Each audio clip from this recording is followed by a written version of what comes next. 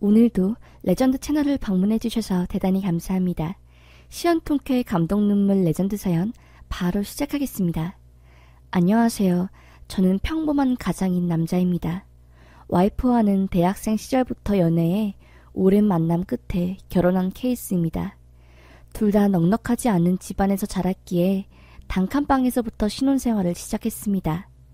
단칸방에서 투룸으로 또 아이가 생겨서 아파트 월세로 들어가게 되었지요.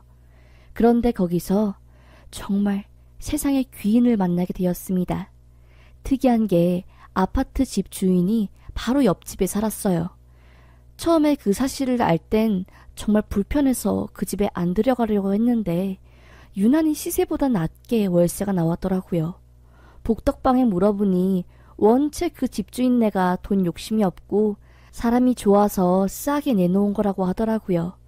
당장 애들 때문에 다달이 나가는 요금이 고정되어 있었기에 저희는 집주인의 옆에 사는 것에 신경 쓸 겨를 없이 월세가 싸다는 이유 하나만으로 계약을 체결했어요.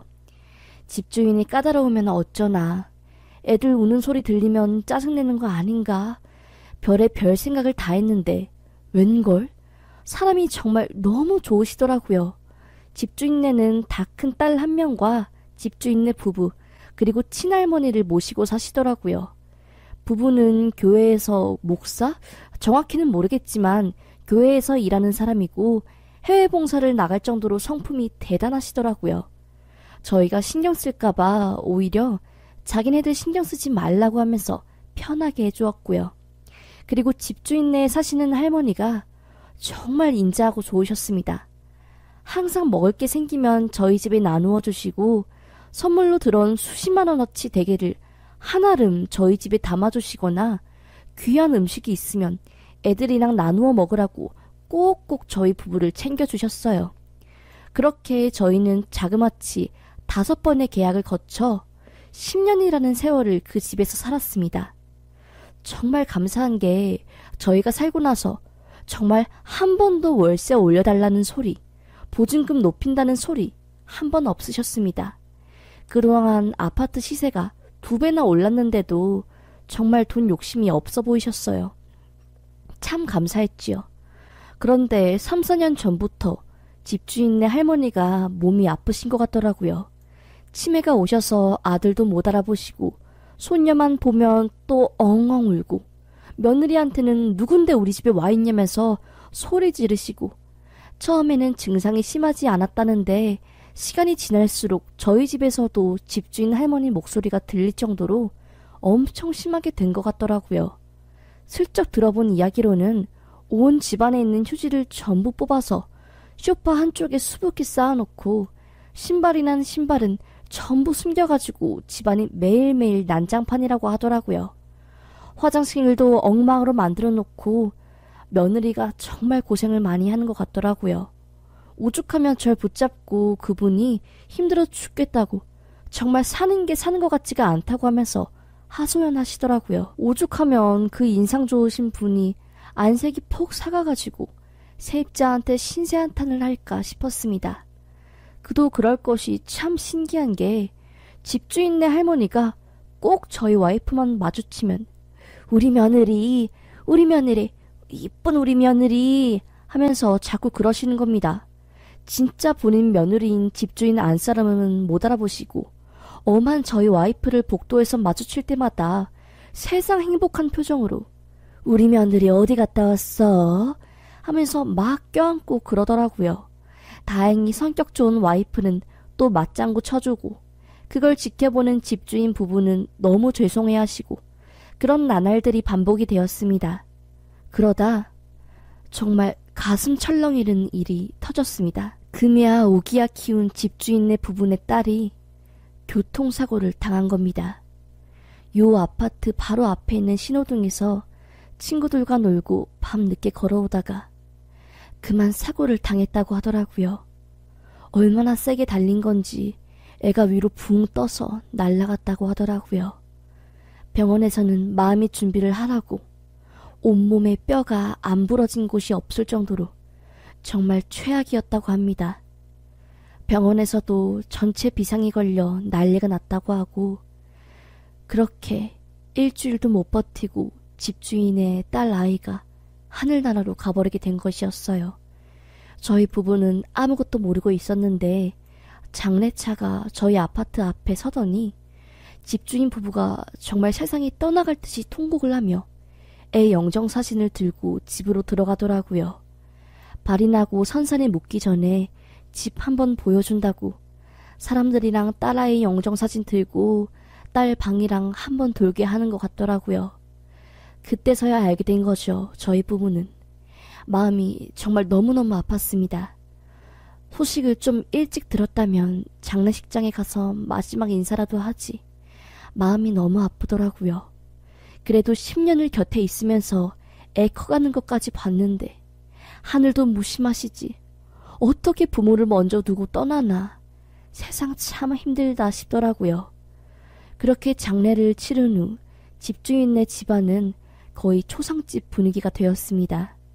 집주인네 부부는 거의 혈색이 없다시피 정말 내일이라도 쓰러질 것만 같은 얼굴이 되었어요. 딸 애 엄마는 얼마나 굶었는지 눈이 쏙 파이고 팔뚝이 부러질 것 같았습니다. 원래 마른 사람이 아니었는데 제 와이프도 저러다 쓰러지면 어쩌냐고 너무 걱정된 나머지 죽집에서 죽을 사다가 챙겨줄 정도였어요. 그 정도로 상황이 말이 아니었습니다. 게다가 엎친 데 덮친 격으로 그 집 치매 걸린 할머니가 분위기 파악 못하시고 계속 집에서 난리를 피우니 얼마나 스트레스가 극으로 달했겠습니까. 그러다 정말 있으면 안 되는 일이 발생해버렸습니다.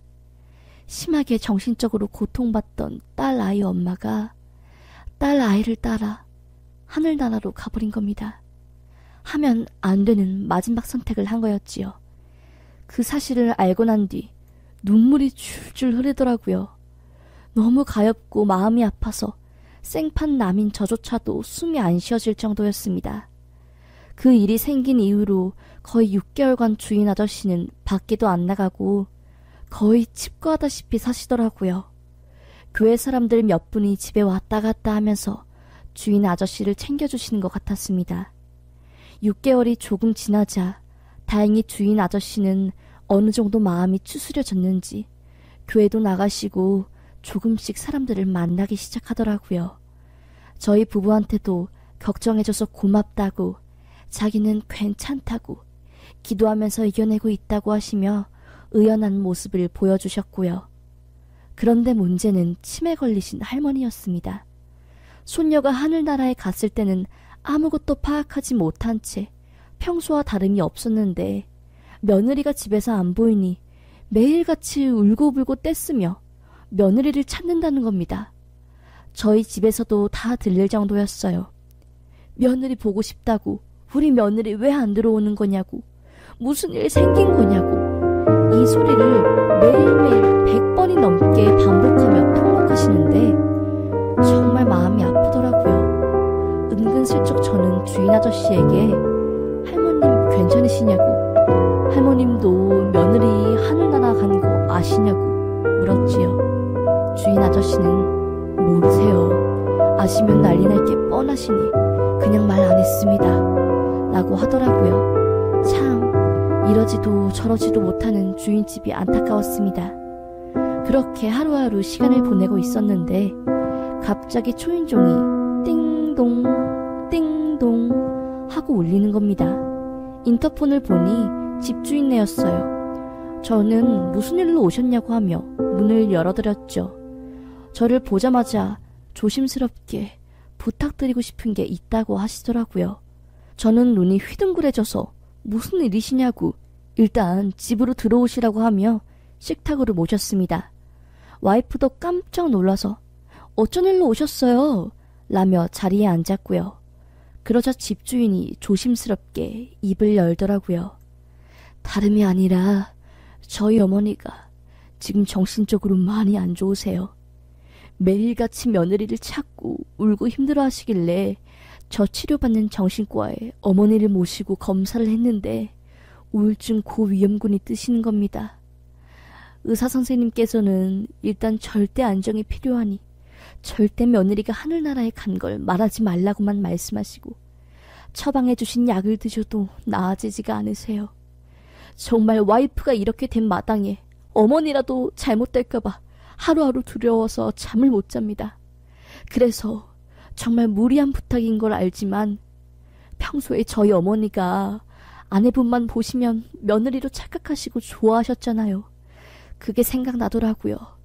그래서 정말 죄송하지만 아내분을 하루에 딱 한 번만, 딱 10분만 빌려주실 수 있을까요?